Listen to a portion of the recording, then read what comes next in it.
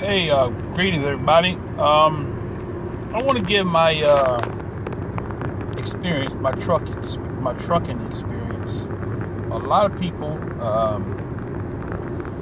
are without employment and are looking for opportunities to make a living. And so I want to say that you can make a good living driving a truck. You can make a good living. You can make as much money as you would make if you sat behind a desk for 8.5, 9 hours a day, 5 days a week in a corporate environment. The pros about truck driving is you don't have anybody micromanaging you. That's one of the pros. Let's see if I can kind of set this here. That's one of the pros. In corporate America, there's a lot of micromanaging. I mean, I spent years in corporate America, and it was, in my experience, for me, it was one of the worst experiences ever because you never can do enough.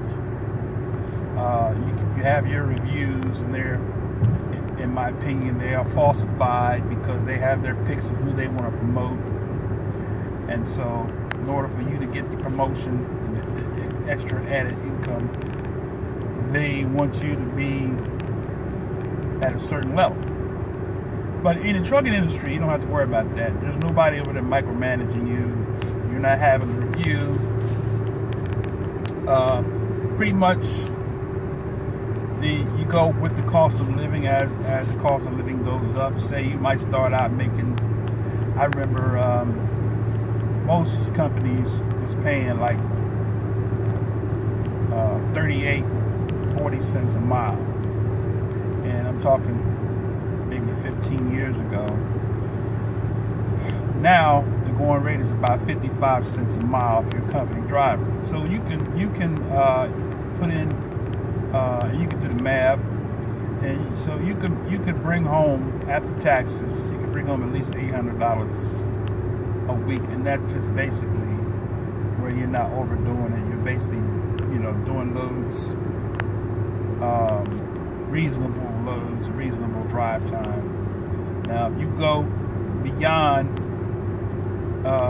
say 2,000 miles a week, then you can make as much as you can bring home as much as $1,500 all the way up to $3,000 a week if you're a hustler like that.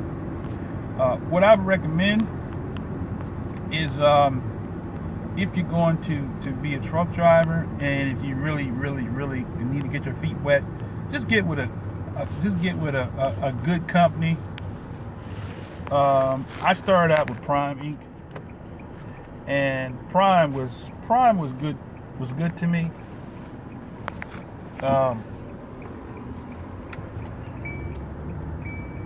As far as training,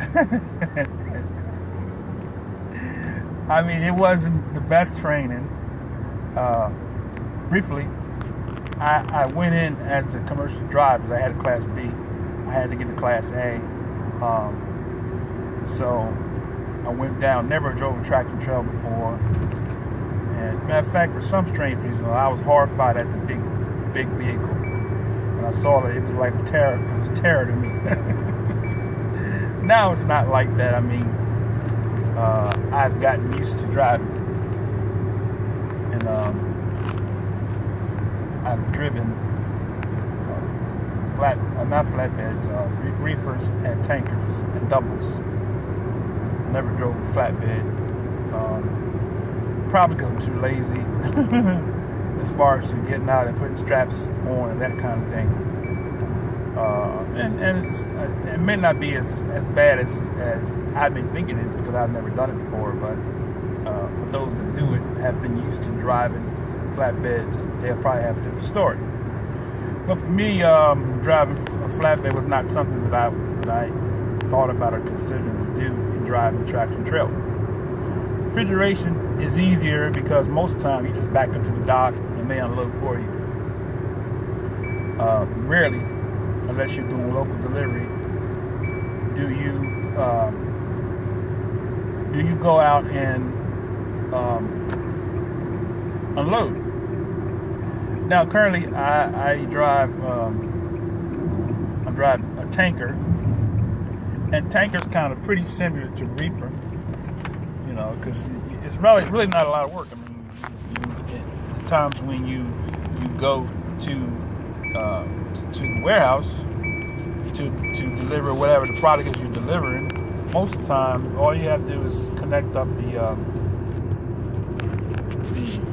lines to their lines so they can unload you, and you just go and wait the time period. Most tankers they unload you anywhere between 45 minutes to an hour and a half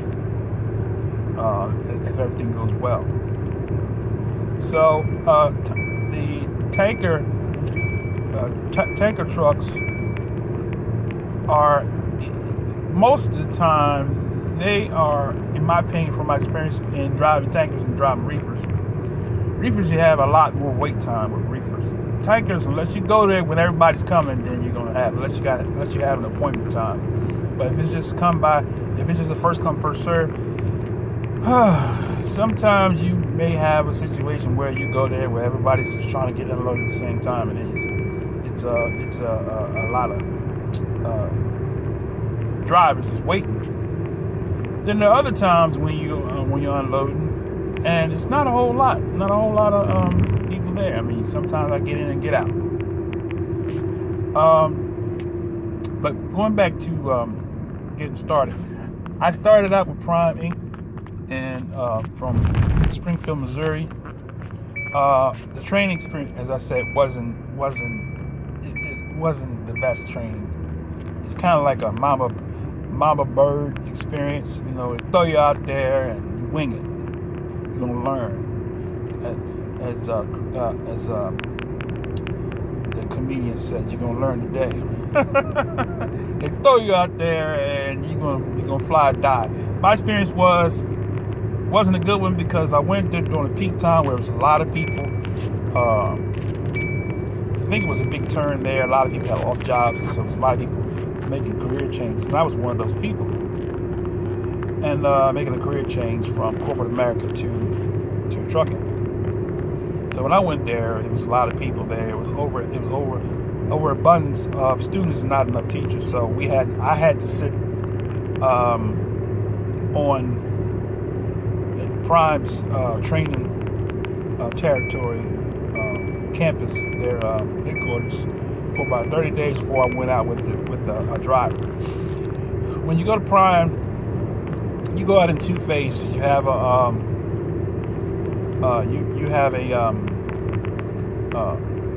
CDL instructor, and then you have a driver's trainer that you go out with. CDL instructor is the person that you go out with to get your Class A CDL. So basically, you go out, I think it was something like 30 hours or something like that, 80, 90 hours, something like that, where you out with the driver and you're learning, supposedly anyway. I mean, my experience was, they put me out with a driver, and he was a New Yorker, and you know how New Yorkers can be, right? Cold. And he was all about getting his loads, and so very minimum amount of time did he sit there and walk me through the process, right? So I had never shifted a 10 speed, and trucks I drove was a Freightliner, and so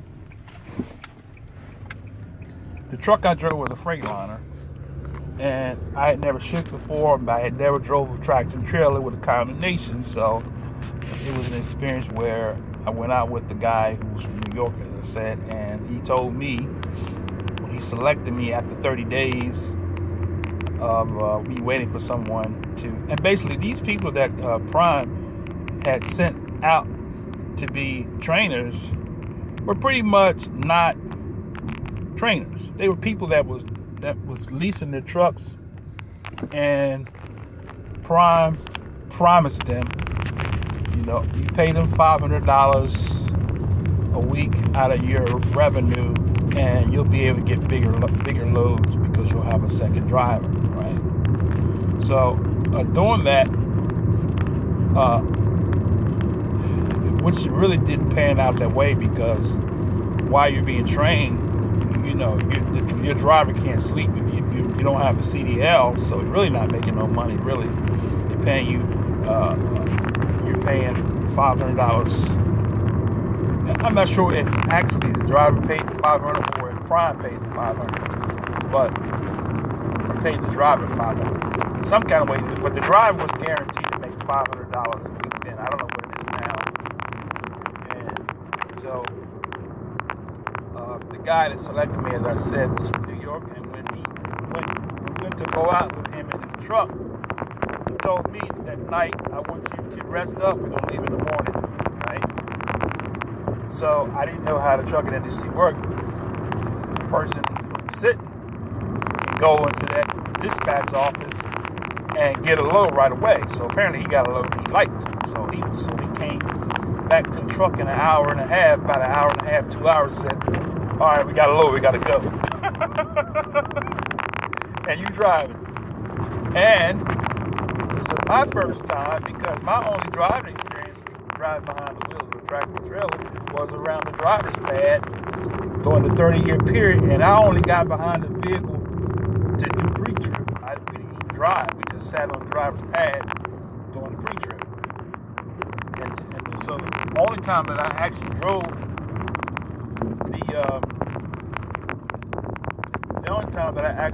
the truck was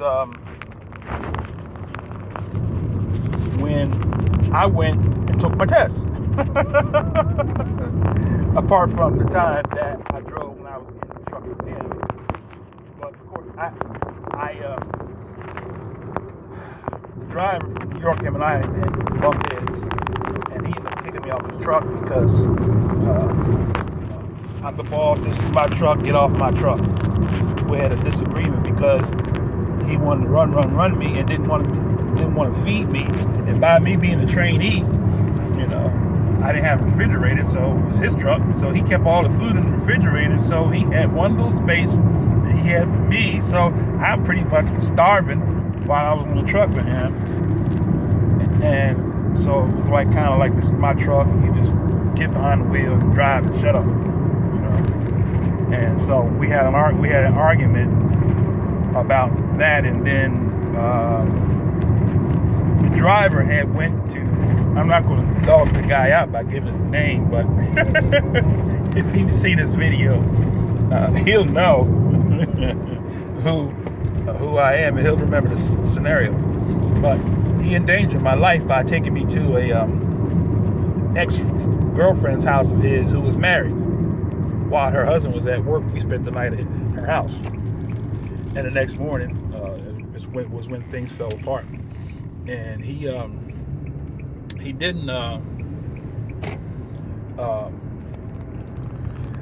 were supposed to have breakfast, but I don't know what happened between that night and the next morning, but we were supposed to have breakfast somehow. No, we rushed out of there in a hurry, and we stopped at the truck stop.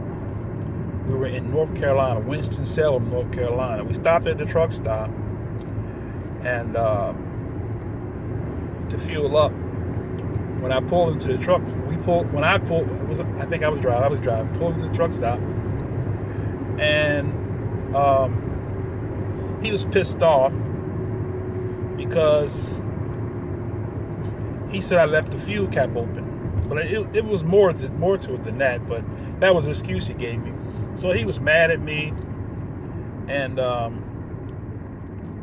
we almost got into a fight in the parking lot. We almost got into a fight. I mean, we started howling at each other, and it was as the saying goes, it was on and popping. And so, long story short, I know it's been long, right? But anyway, he was determined that I wasn't going to ride his truck no more. So he called the dispatcher, told the dispatcher I want him off my truck. And I was kicked off his truck in South Carolina, somewhere in South Carolina, I think near Orange, South Carolina, somewhere around in that area. And I had like 10 hours of drive time left for me to finish, for me to get my Class A driver's license. So that was my experience with my first phase. I'm going to come back and finish my story, but I'm just about out of time because I'm recording on my Android phone. It's telling me I got 15 seconds. So I'll continue on the next video.